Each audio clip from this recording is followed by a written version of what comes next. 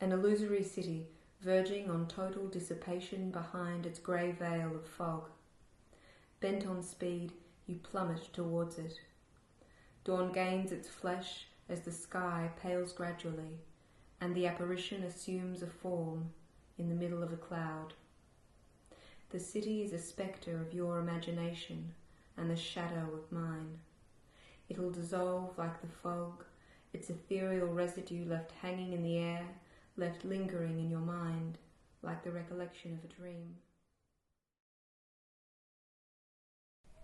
So, yeah, the novel's set in Spectacle City, which is a really thinly veiled Melbourne in 2005, very much Howard era and very much a kind of familiar dystopia. Did you set out to create that kind of irreverent portrait of Australia and Australian culture from the start? Yeah, the funny thing about it was I started off to just try and depict Melbourne because that was the original sort of... I felt a lot of, I thought there was a lot of gaps in the full picture of Melbourne, which I wanted to, like, through my writing, try and, solve for myself. And then there was a point in my writing where I realised, national context, and then that gave a whole different character to how the work developed as well. When I started thinking of the context of Melbourne in crazy Australia. How long was the gestation process? Was that a particular time in your life that? Well, I think it was basically from idea to now, 5 years. Right. So I had the idea of a book about Melbourne when I was 20. Did you find that your attitudes changed a lot over that 5-year process? I imagine that a 20-year-old's disaffection is different to a 25-year-old. Yeah, it's really a relief not being perhaps as cynical as I was.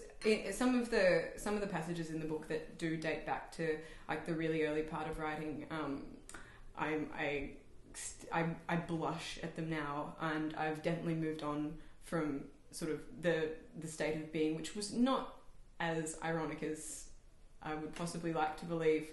Was it in some way important to you to keep those initial passages, to keep some kind of definitely truth of the way you were feeling at that point? Definitely. I think some of the before the narrative was really sketched out, like Alexander's narrative, mainly the sort of the vision of Spectacle City as this diabolic, apocalyptic Melbourne. That sort of seized my heart first of all, and the story, the narrative came after that. Because I guess at the beginning of the novel, it seems like all the narrator's disdain is focused on this kind of image of Middle Australia, but as it goes on, it tends to be just a general misanthropy towards anyone. Yeah, well, I think there's a lot of love in the misanthropy as well. It was very conscious to represent a struggle with true meaning, and so because the form is satirical, it does come off as being sort of straight out misanthropic, but I think the important thing about the genre of satire is you have to really know and love your material before you can place the satirical mirror in front of it, and right. And from the place that I eventually realised where I was standing and facing Spectacle City, my home, it was definitely from a place of love and misery. Just the two very, very powerful forces at work in the book. Yeah. The only person that doesn't tend to get that kind of misanthropic representation is the protagonist, Alexander Smokescreen. Tell me about him. Well, an alter ego, right. Certainly. Definitely a wildly exaggerated, out of proportion alter ego, but also a kind of picture of a composite portrait, perhaps, of maybe a lot of men who broke my heart. Yeah.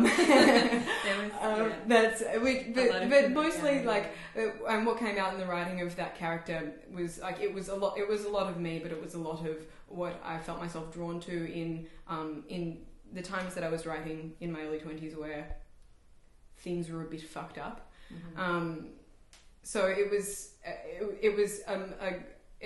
I don't actually think that there's a lot of sympathy for him as a person, because it's always kind of stated that he's a bit of a dick. But I think because there's a certain causality given to the fact that Alexander Smokescreen ended up being a bit of a dick to other people, that you see the sympathy play out, perhaps.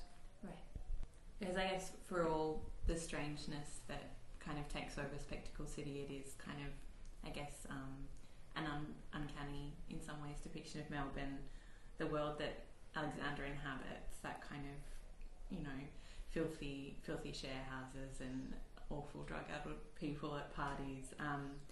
It's very much a world that we've moved within and maybe still do. Was that kind of the idea behind it, to represent the Melbourne that you're inhabiting? Yeah, well, absolutely, and also to certainly to do that in a kind of magical way as well, but also to counterpoint it with the action of the book that takes place at Flemington Racecourse, and because I think it's as much a sort of a satirical indictment of gambling as much as it is sort of drug use and personality clashes. It's I really wanted to set those two things in juxtaposition as sort of deriving from the same sense of dislocation and disconnection. Right. And that was just a vague theoretical underpinning, but I wanted them to be connected with each other, because in the city that we live in, that's people who don't go to the races do other things with their time and money instead of the races. So. Yeah. So the narrative really kind of kicks off when Alexander's housemate Smith and Smith, who's a speed cook, kind of come alchemist, conjures the ultimate amphetamine, which is described as devil's dust. What's the significance of that? Oh, best question. This is one of really, amphetamines were used just to symbolise that fall from grace that I was talking about before. The theme of the book that I really, really wanted to play out was just because that old story gets told in so many different ways, and my way, the way that felt most relevant to the situation that I've lived through and could observe in my context was just the notion of being bent on speed, in not just in pursuit of meaning, but bent on speed as in not wanting to ever go to sleep, not wanting to confront mortality. There's quite a few moments where that kind of magic penetrates the everyday, where I don't know, the scene where a housewife who's completely disgruntled throughout the book just kind of jumps on a broomstick and flies away, or a chalk door that's real, or those scenes where the mural comes alive, whether that was supposed to be kind of the hallucinations of this drug binging narrator, or whether that was kind of a magical realism element to the text. Yeah, well, I think that all the metamorphoses that happen in places throughout the text are at once supposed to be allegorical and metaphorical as well. They sort of convey. It's there's always a particular charge to where the image of transformation takes you, because I did write my honours thesis on the trope of metamorphosis, and so right. I had it was a very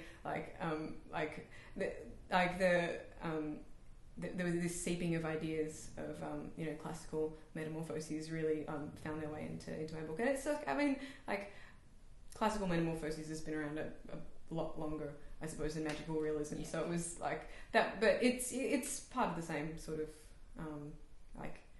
idea, I guess. The text tends to kind of oscillate between that very extreme nihilism that a lot of the characters hold, and that kind of drive towards self-obliteration, really. But at the same time, through that kind of ultimate omniscient narrator, there's this sense that the entire trajectory of the universe is already laid out, and that Alexander's fate is very much preordained. Is there some kind of hope or greater truth to be found there? Well, I suppose the truth, which is, as I said before, allegorically personified in the world of Spectacle City through the heroine whose name is T. Because she remains as she is and remains with her integrity and doesn't let the wild flux of the narrative really trouble like her view of herself. And I think that's like certainly the end of the message is like truth is always there. You really just need to know how to find it, not just in a narrative but also within yourself. I think that's the moral of the story. Yeah, so it's kind of beneath all those very cynical and a bit angsty descriptions. Spectacle City really is centrally about that love story, and it is very much a kind of old-fashioned story of soulmates, and they might not, that might not be kind of resolved in the end. But there does seem to be that very, very earnest suggestion that maybe love can be a redemptive force or something. Yeah, well, I think it's a little a parable in that sense, like deep inner affliction and, your own bullshit can get in the way of a force that is greater than you and stronger than you and more real than sort of the delusions of individual will and all those things. Those things, they can be abstracted and fall by, the real stuff can be abstracted and fall by the wayside in the illusions that we build of ourselves and the illusions that we build of our lives.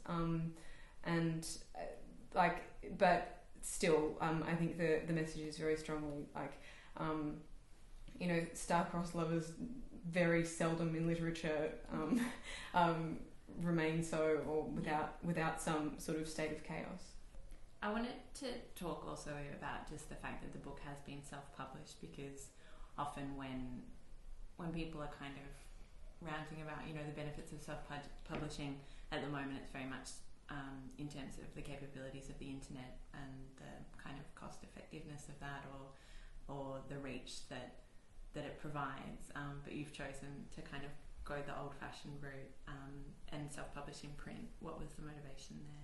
Well, I love books and I wanted to make a beautiful object, and I don't have a sample to sort of show you here because it's not back from the printers yet, but I really did want my story to be in a beautiful bound object, and it is very weird in the publishing climate as it is to do that, and I very much did it as a novice and a beginner, but I think it suits the spirit of the project, and I don't feel like it could have been done otherwise. Yeah, I guess after working on a project for 5 years, you kind of need that solid thing to hold in your hands at the end of it. And I guess also for something like the prints in there that you've got by Oliver Hunter, you kind of need it to be physical to do them justice. Can you tell me a bit about those? Oliver. He made for the first edition 20 beautiful hand drawings that reflect everything about the piece into them, and it's a really beautiful experience having this imaginary world that was always mine, and then to have someone who I love and trust as a friend go into my mind and make pictures out of it, and that's a really special and amazing thing. But before I tell you the beginning, you must first fall into the middle of it all. So you puncture the flaccid skin of suburbs and inject yourself intravenously into Spectacle City. Once sufficiently dissolved to circulate through its vital channels, your sensory faculties yield to the signals its nerves transmit to yours. You feel only what is felt by the city, and no longer distinguish shadows from the material that casts them.